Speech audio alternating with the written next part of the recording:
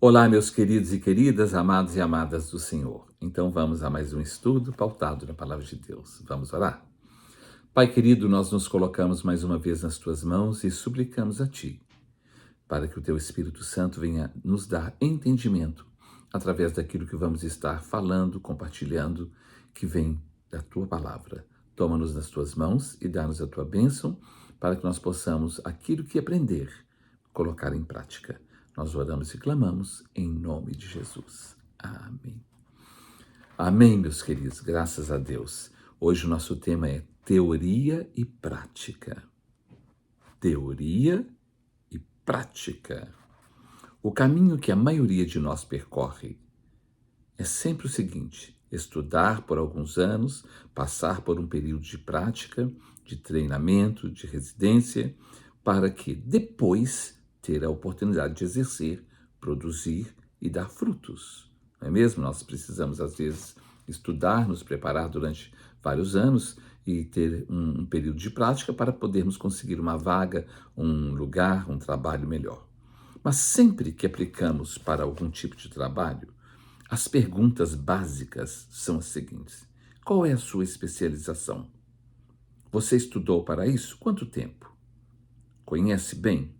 Sabe? Entende? Você tem prática? Quanto tempo de prática? Onde você exerceu essa função? Por quanto tempo? Você tem alguma referência, alguma carta de referência, de indicação?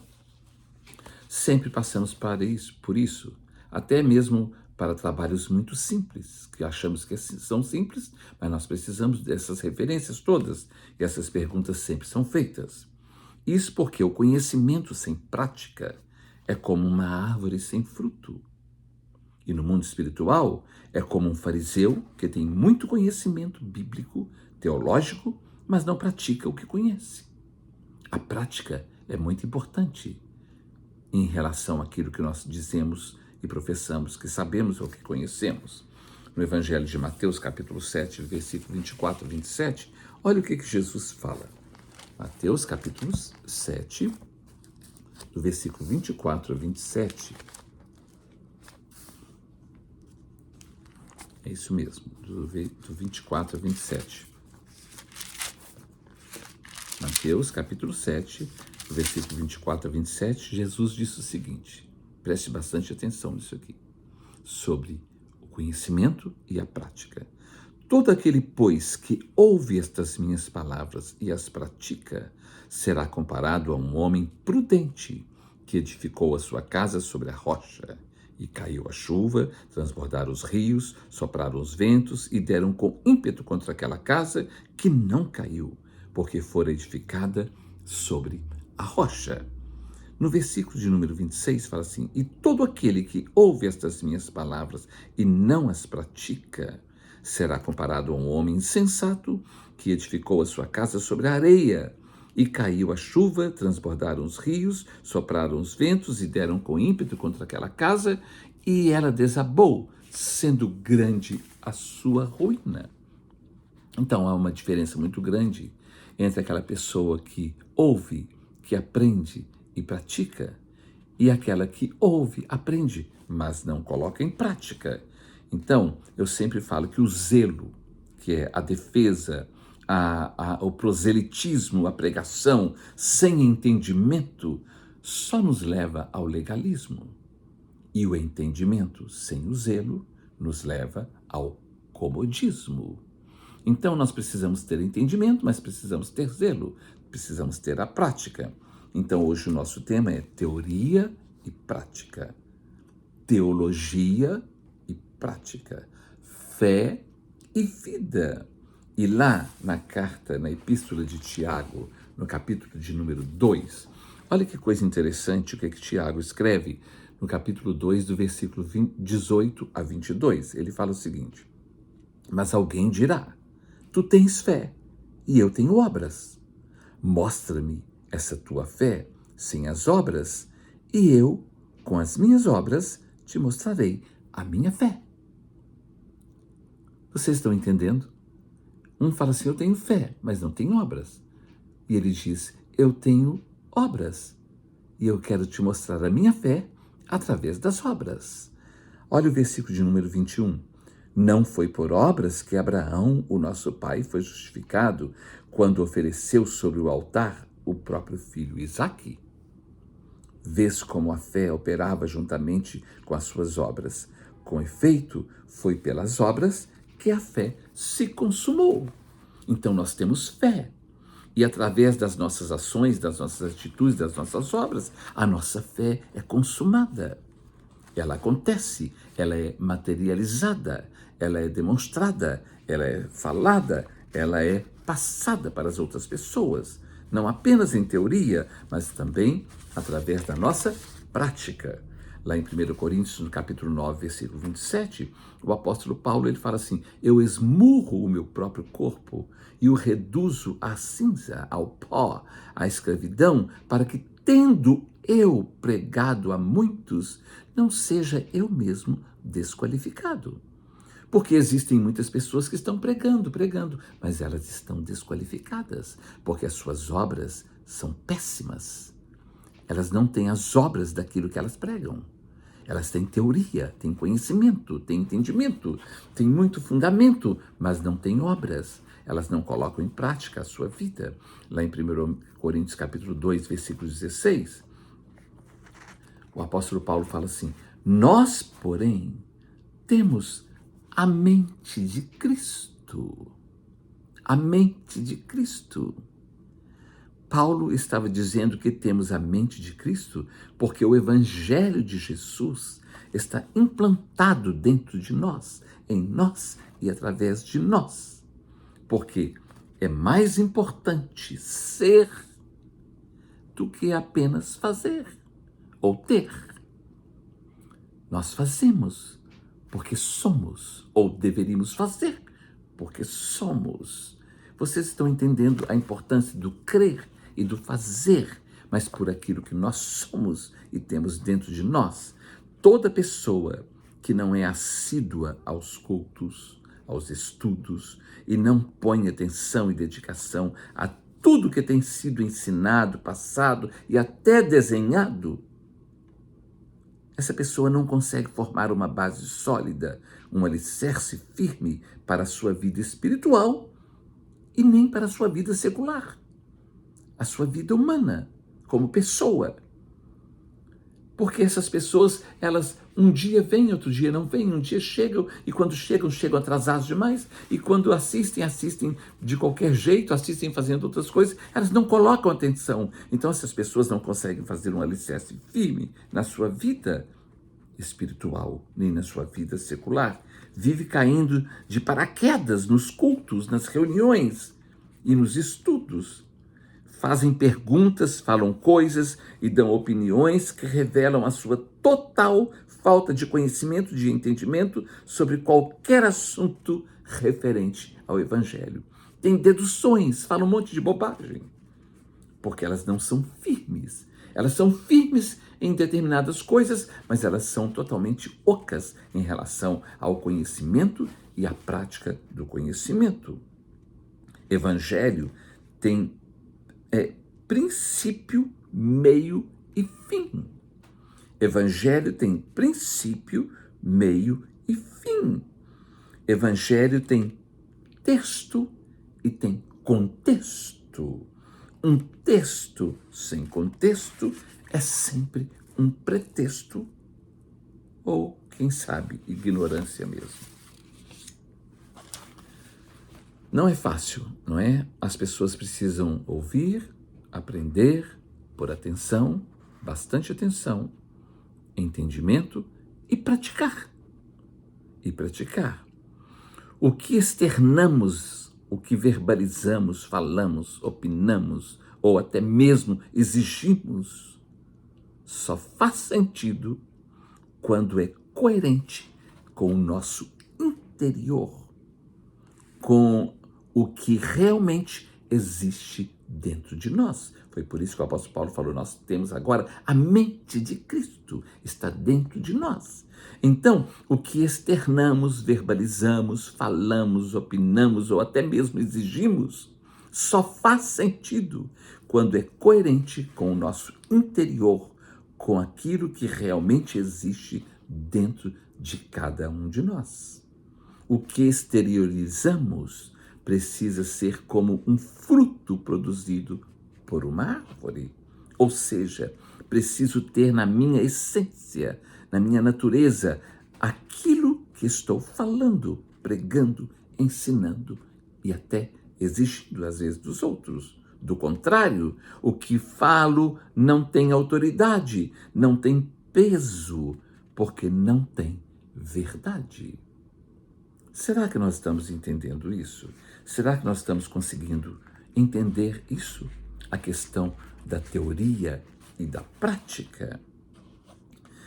É como quem diz: ter o Espírito Santo de Deus precisa produzir o fruto do Espírito Santo de Deus. Se eu digo eu tenho o Espírito Santo de Deus, eu estou cheio do Espírito Santo de Deus, então eu preciso ter o fruto do Espírito Santo de Deus e estar cheio do fruto do Espírito Santo de Deus.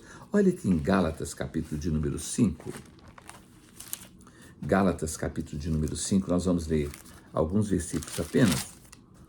O versículo de número 16 fala o seguinte: digo, porém, andai no Espírito e jamais cumprireis as concupiscências da carne. Agora, olha os versículos de número 22 a 24, que fala o seguinte: mas o fruto do Espírito é amor, alegria, paz, longanimidade, benignidade, bondade, fidelidade, mansidão, domínio próprio. Contra essas coisas não há lei. Então, se eu tenho o Espírito Santo de Deus, eu preciso ter amor, alegria, paz, longanimidade, benignidade, bondade, fidelidade, mansidão, domínio próprio. Eu preciso ter isso, porque senão eu só tenho a teoria. Eu não tenho a prática, aquilo não está na minha vida. Se não tenho o fruto do Espírito, não tem essência. Se não tem essência, é só teoria. E é só conhecimento, teologia, farisaísmo, casca, apenas e nada mais. Nós precisamos entender isso. Não tem autoridade, tem apenas atrevimento, ataque, agressividade, mas não tem autoridade naquilo que fala, quando é só teoria e não há prática. A palavra de Deus, o Evangelho de Jesus, precisa produzir mudança em nós. Então, passamos a falar mais com a nossa vida do que com as nossas palavras. Praticamos a teologia, vivemos a teoria, o ensino, o Evangelho de Jesus.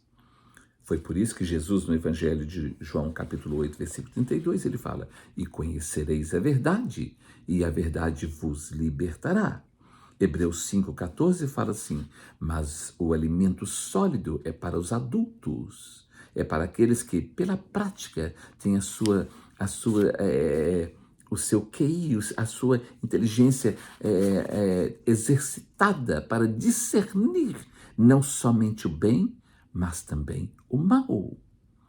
Então, o alimento sólido é para aqueles que têm a sua consciência exercitada, o seu conhecimento e entendimento exercitado para discernir não somente o bem, mas também o mal. Lá em Hebreus, capítulo de número 8, versículo 10, eu vou ler esse versículo, porque ele é muito importante. Hebreus, capítulo 8, versículo 10, fala o seguinte: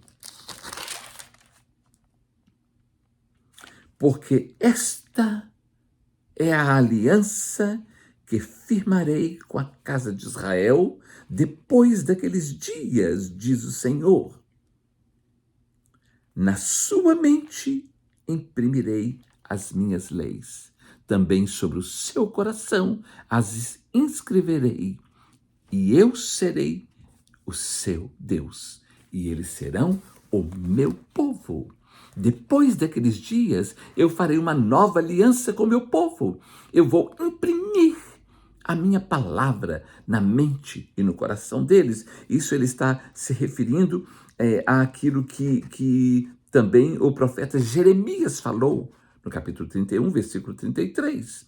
sobre a nova aliança depois daqueles dias, depois que Jesus viesse e o Espírito Santo viesse. Então, a palavra agora estaria impressa na nossa mente, no nosso coração. Não apenas no conhecimento, mas dentro de nós, estando dentro de nós e no nosso coração, mente e coração. No entendimento e nas atitudes, nas decisões e nas reações e nas ações. Não é? Tiago capítulo 2, do versículo 18 a 22, ele fala: mostra-me a tua fé e eu mostrarei a minha fé através das minhas obras.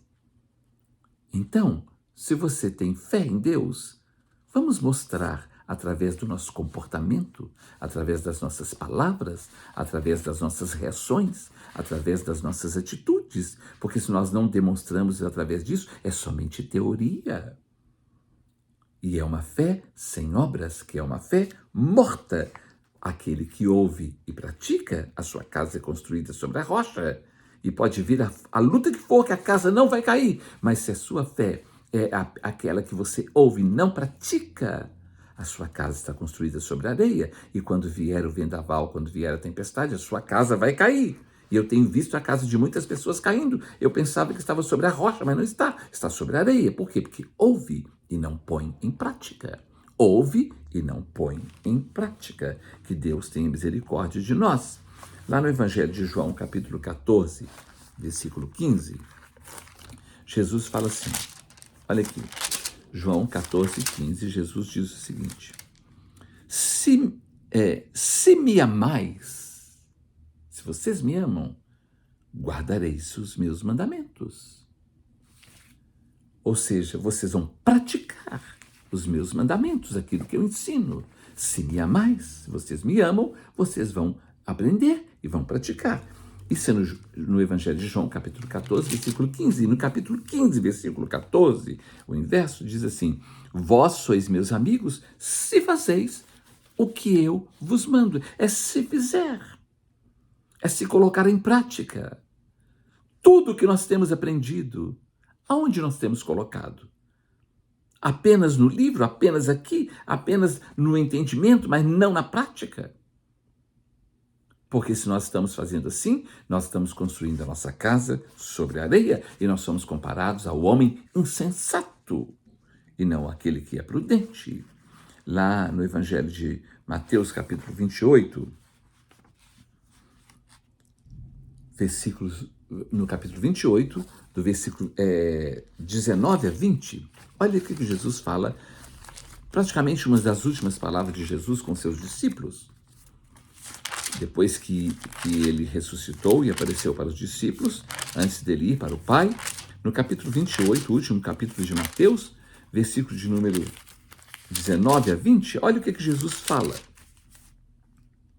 Ide, portanto, fazei discípulos de todas as nações, batizando-os em nome do Pai, do Filho e do Espírito Santo, ensinando-os a guardar todas as coisas que vos tenho ordenado, e eis que estou convosco todos os dias, até a consumação do século. Mas ide, não é? E fazei discípulos de todas as nações, ensinando-os a guardar todas as coisas que vos tenho ordenado. Ensinando-os a guardar. Não é guardar apenas, guardar não. É guardar e praticar. Nós temos que colocar isso em prática na nossa vida, não é? Guardar e praticar. O Evangelho não é uma religião. Evangelho é um estilo de vida. E tendo como base, como exemplo, a vida de Jesus. A vida de Jesus. Sempre ouvimos pessoas orando, né, desse tipo: Senhor, faze-me isso. Senhor, livra-me disso. Senhor, faz-me sentir isso. Senhor, tira isso de mim. Senhor, faz-me querer isso. Senhor, faz-me viver isso. Senhor, faz-me ouvir tua voz. E às vezes as pessoas acham lindas essas orações. Mas quando nós estudamos os ensinos de Jesus, ele nos diz: faça isso você mesmo, por amor a mim e para o seu próprio bem. Não é? Para o seu crescimento e amadurecimento de caráter e espiritual.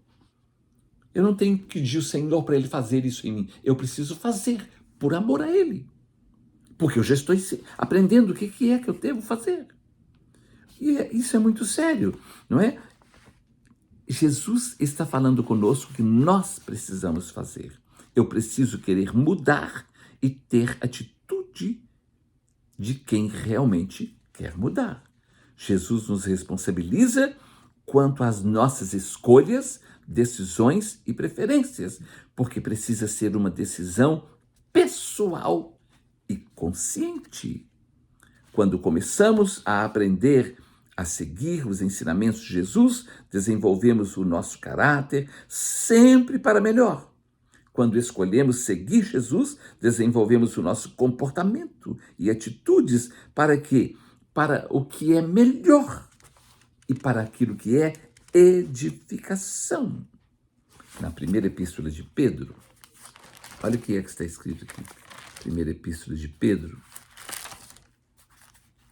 no capítulo de número 1. Primeira epístola de Pedro, capítulo de número 1.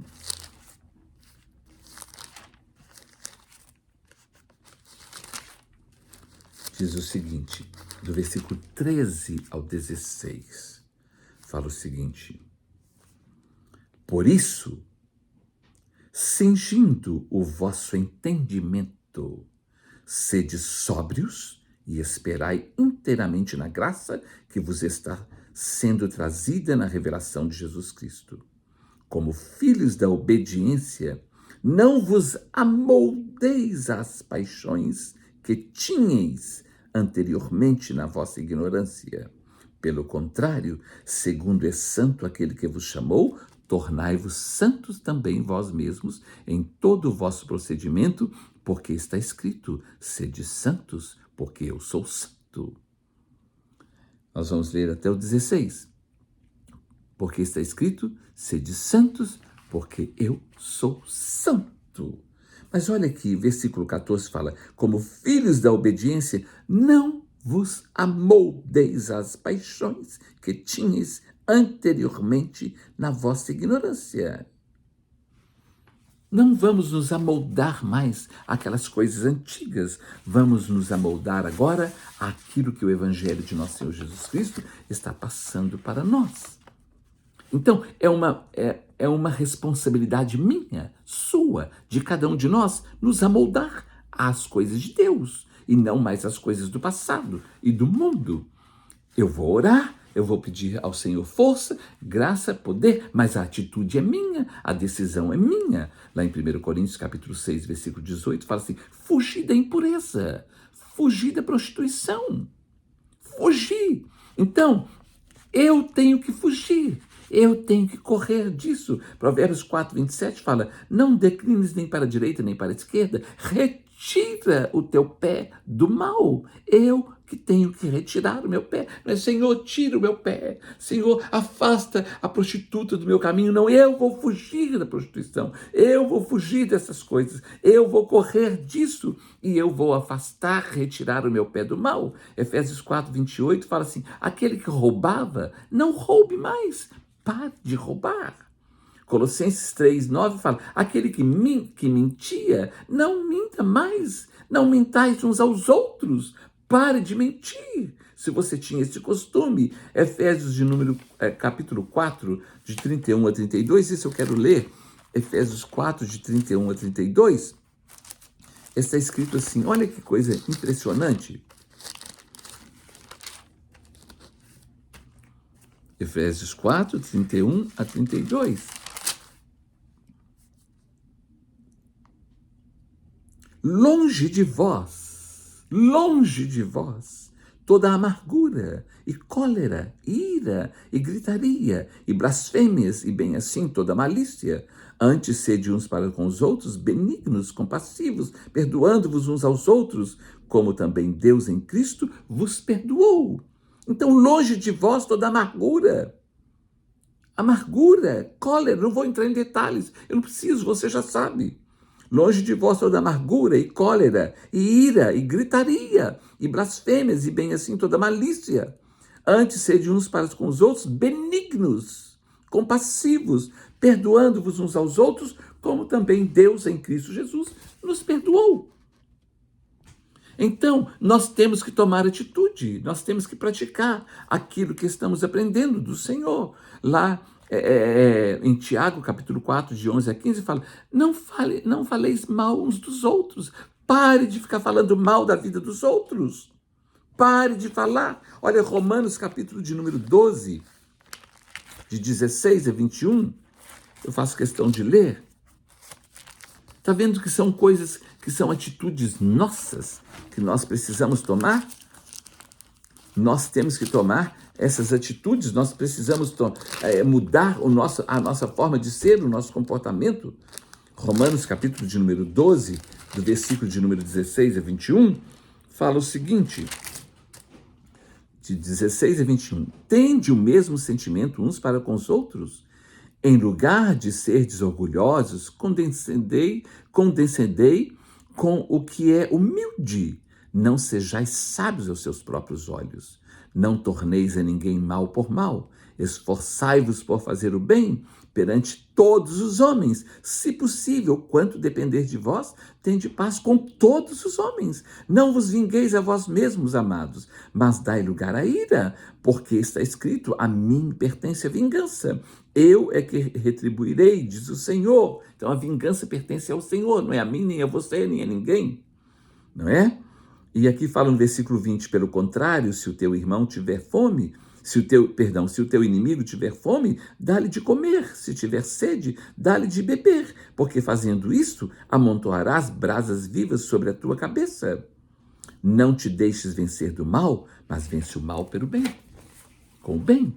Vence o mal com o bem. Por que pessoas crentes com atitudes tão mesquinhas, tão ridículas, parecendo que nunca ouviram, nunca estudaram a palavra de Deus?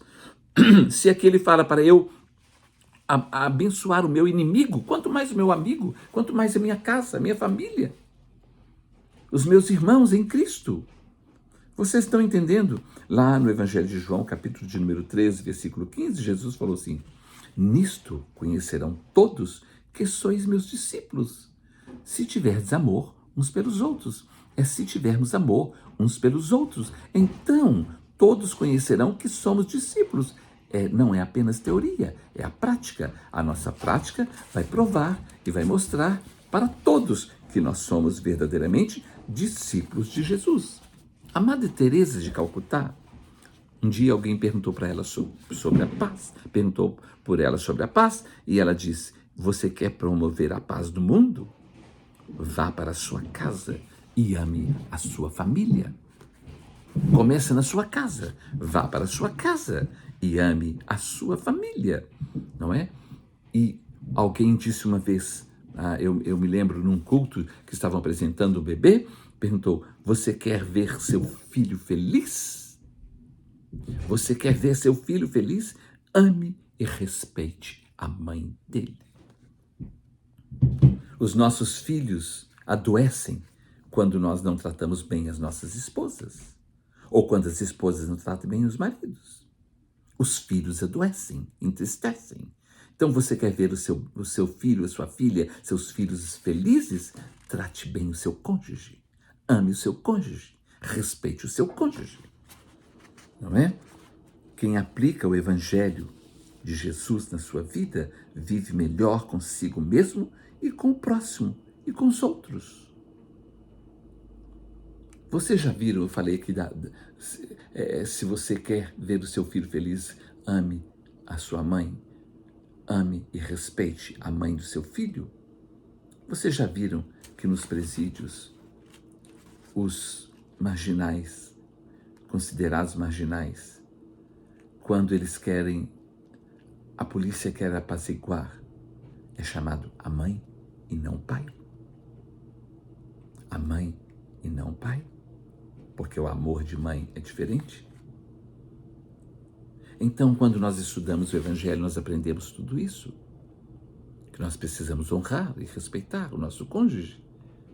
Que a esposa é o vaso mais frágil. Que nós não devemos provocar a ira aos nossos filhos. Eles precisam nos respeitar e honrar, mas nós precisamos respeitá-los também. E honrá-los também.